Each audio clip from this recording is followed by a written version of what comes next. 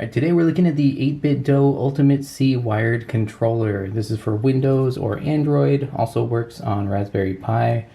This is not going to work on your consoles. You're going to have to pay a little bit more if you want something that'll work on your Xbox or something like that. But if you're looking for a wired controller, a cheap wired controller for your PC, this might just be the best bang for your bucks. Right now these are going for $12.99 on Amazon. Regular price is $19.99. I had actually bought this green one a few weeks ago for a regular price, 20 bucks. And then I saw that, yeah, they're 13 bucks right now. So I went ahead and picked up this other one. It only comes in these two colors, the pastel green or purple, which I'm not really wild about, to tell you the truth. I'd rather just get something black or white or anything else, but you know what, who cares? Doesn't really matter. Yeah, I've been using this one for weeks now. I really enjoyed it. We're gonna go ahead and open up this one and check it out. Now this controller is not perfect, but it is pretty darn good. I've been using it a ton. We're gonna test it out in a few minutes here. You know what? Just gonna rip it. Get your little instructions. And here's the controller.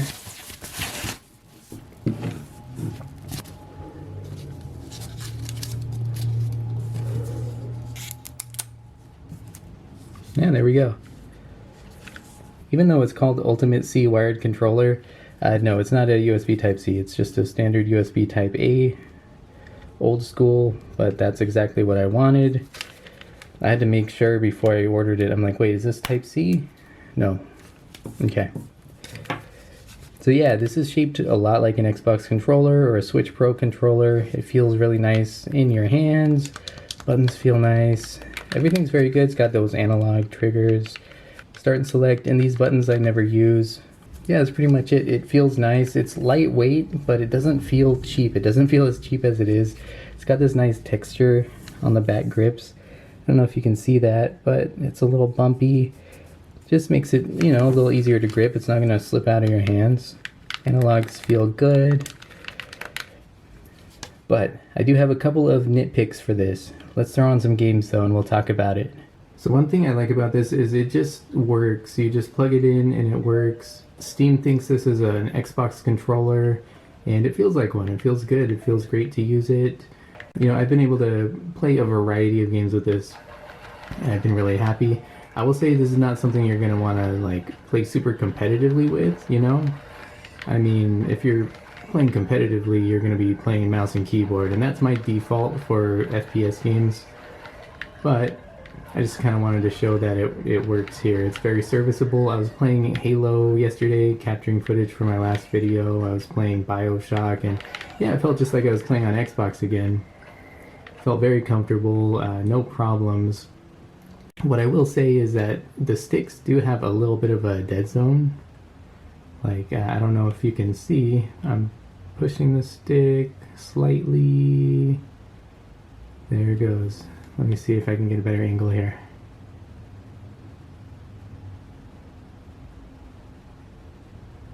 So it's really not a big deal, but it is sometimes noticeable if you're, like, say you're playing a stealth game or something, you're trying to walk slowly and sneak up on somebody.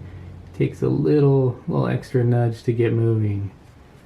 The other thing I will say is that the D-pad is not my favorite compared to some other 8Bitdo controllers. I love their D-pads on, say, the SN30 Pro. I have a bunch of those. And this is alright. I've been playing a lot of fighting games and I can pretty much do my quarter circle moves and all that, no problem. Do all those special moves, but the thing I've noticed, on the green one anyway, let's see if I have that problem here. Sometimes, like the diagonals, if I'm trying to jump diagonally in these games, a lot of times I'll end up just jumping straight up by mistake, like that. But, I mean, this feels pretty good. Overall, I don't like the D-pad as much as I did on the SN30 Pros. However, again, this is a budget controller, and for, you know, 90% of use, I mean, it's serviceable for any game you want to play, right? It's just occasionally you're going to have some of those problems, but, you know, I'm not really replicating any of those problems here with this unit, so yeah. It's a comfortable controller. It just works. You just plug it in and it just works. I'll show you on RetroArch too. I'm using Dpad, which uses RetroArch as a backend. It's kind of built into this thing. Dpad is just a nice front end for it. It kind of looks a lot like Emulation Station, or oh hey, that's new. So when I plugged in the green controller, I didn't even have to configure it, but now it's telling me to configure this. That's fine. It sees it as an X input controller. We're just gonna up, down, left, right, start, select. We're gonna do what it says here. Hotkey can be the star, I guess. No, star doesn't do anything on here. There we go. Okay. Overall, though, I've been playing a ton of games with this controller over the past few weeks, and I'm very happy with it. You know, I was happy with the green one at 20 bucks. It wasn't perfect, but pretty darn good. And then getting this one for 13, and yeah, if you can buy these, get both of them for 13 bucks each. You know, you're getting two controllers for the price of one, is, you know, essentially, compared to other controllers on the market. No, you don't have as much versatility. For me, I specifically just wanted a cheap wired controller for my PC. That was all. So if you want something with more versatility that'll play on consoles, yeah, 8Bitdo does make other models. For what it is, this meets my needs. It's comfortable. It just works when you plug it in. No nonsense, you know, it's got all the features and functionality that I need it to. If you're on a tight budget and you're looking for something basic for your PC, for your Raspberry Pi, or what have you, yeah, I can definitely recommend these. Yeah, for the casual PC gamer, this is really all you need.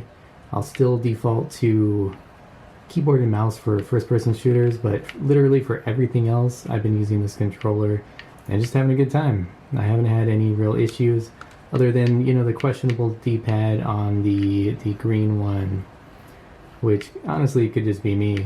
It's not so bad that I, you know, haven't been able to enjoy fighting games or any other type of game unless I were playing competitively online and getting real serious. That's just not me. So single player games, you know, action adventure games, racing games, yeah, even shooting games, they're all very playable and fun with this controller. It's just whatever you're into, whatever you're looking for. But I just thought I'd show this off today, give you a little taste of what you can expect. So anyways, I'll put an affiliate link for the Amazon page down below.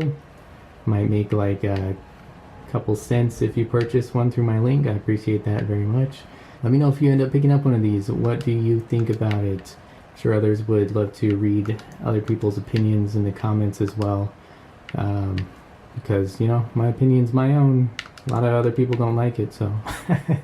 Anyways, that's all for today, guys. Thank you so much for watching. I don't know how to play this game. I just realized I don't know the controls. I'm just BSing here. But anyways, you have a good one. I'll see you soon.